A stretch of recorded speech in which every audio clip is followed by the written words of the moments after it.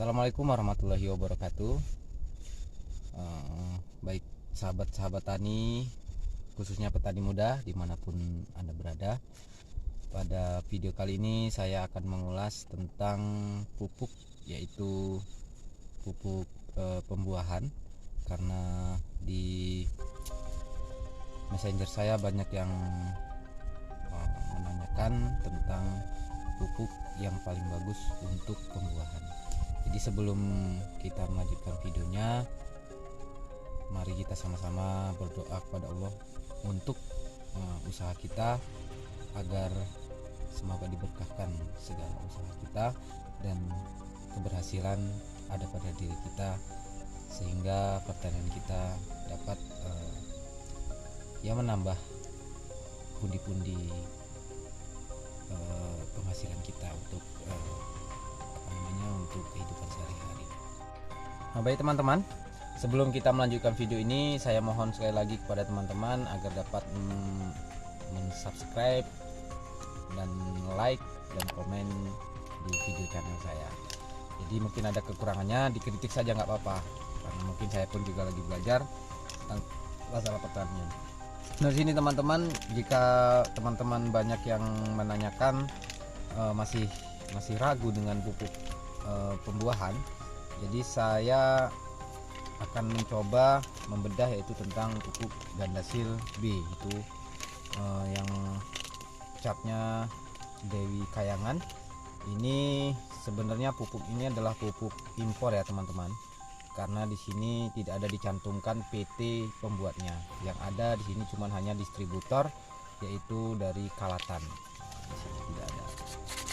Kemudian di sini juga sudah terdaftar di NRP 10, pendaftarannya 01/03/2017-206. Jadi pupuk ini sangat lama sih teman-teman semuanya. Pupuk ini semenjak kami dulu masih kecil, pupuk ini udah ada. Jadi sebenarnya pupuk ini pupuk yang paling lama yang saya kenal untuk pembuahan. Nah, di sini teman-teman, kalau kita berbicara tentang pupuk Gandasil B, yaitu tentang pupuk yang kita aplikasikan pada masa generatif, yaitu pembungaan dan pembuahan, maka ini sangat cocok kita aplikasikan ke tanaman. Karena apa? Karena kandungannya yang memang begitu lengkap, ada makronya, ada mikronya, juga ada vitaminnya. Maka di sini sangat lengkap di Gandasil B ini. Nah teman-teman, kita ulas masalah nitrogen. Nitrogennya ada 6%, totalnya 6%, dan fosfornya 20%. Jadi kaliumnya 30%. Jadi ini adalah pupuk NPK dengan cara yaitu diaplikasikan melalui stomata daun, yaitu dengan cara penyemprotan. Sebelum kita melanjutkan tentang pembedahan ini, maka saya akan membagi juga tips untuk penyemprotan. Apabila pupuk itu disemprotkan dengan cara yaitu dari stomata, maka tidak dengan cara yaitu penyemprotannya pada pagi hari. Karena apa? Karena stomata daun masih terbuka dan pupuk ini langsung bisa dapat diserap oleh tanaman. Nah, sahabat tani semuanya, dari nitrogen 6%, mengapa kok ada nitrogen 6% harus ada? Karena ada sebagian pupuk, ya ini perbandingannya teman-teman, pupuk yang sekarang yaitu MKP. Saya tidak menjelekkan, memang pupuk ini juga bagus, saya juga memakainya pupuk MKP ini. Cuma di sini tidak ada unsur N-nya, hanya P sama K.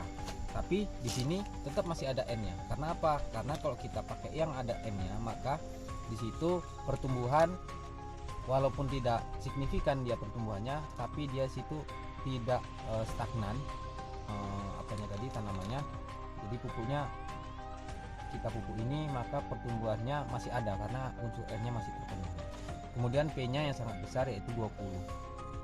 Di sini 20 ini untuk pembungaan dan pembesaran batang, ataupun kalau nitrogen itu dia pembentukannya air ke dalam jaringan tumbuhan, maka setelah ada fosfor, maka jaringan air yang ada dalam tumbuhan itu diubah oleh fosfor ini menjadi kayu, dia menjadi keras. Kemudian pembentukan bunga, kemudian di sini ada kaliumnya yaitu 30% lebih besar daripada P-nya ini untuk mempertahankan agar si bunga ini tidak rontok ya. Jadi bunga ini tidak rontok dengan kaliumnya. Jadi ada teman-teman kalau misalnya cabenya banyak buahnya, banyak bunganya tapi banyak yang rontok, mungkin kekurangan unsur kaliumnya. Nah, setelah unsur makro, maka di sini juga dilengkapi dengan unsur-unsur mikro seperti magnesium, mangan, boron, tembaga, kobalt, dan seng. Nah, di sini magnesium ini juga berfungsi untuk menghambat pertumbuhan bakteri, mangan juga, boron juga seperti itu.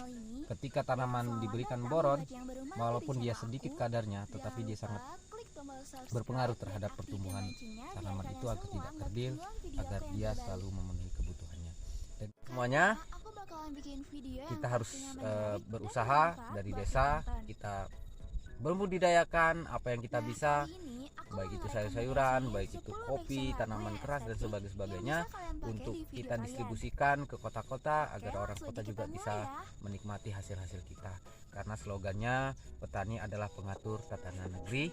Jadi kita atur negeri ini melalui sektor pertanian dari desa untuk ke kota. Salam petani muda, saya Jul Fajri. Assalamualaikum warahmatullahi wabarakatuh. Jangan lupa subscribe, komen, dan like video saya, dan tunggu video-video selanjutnya.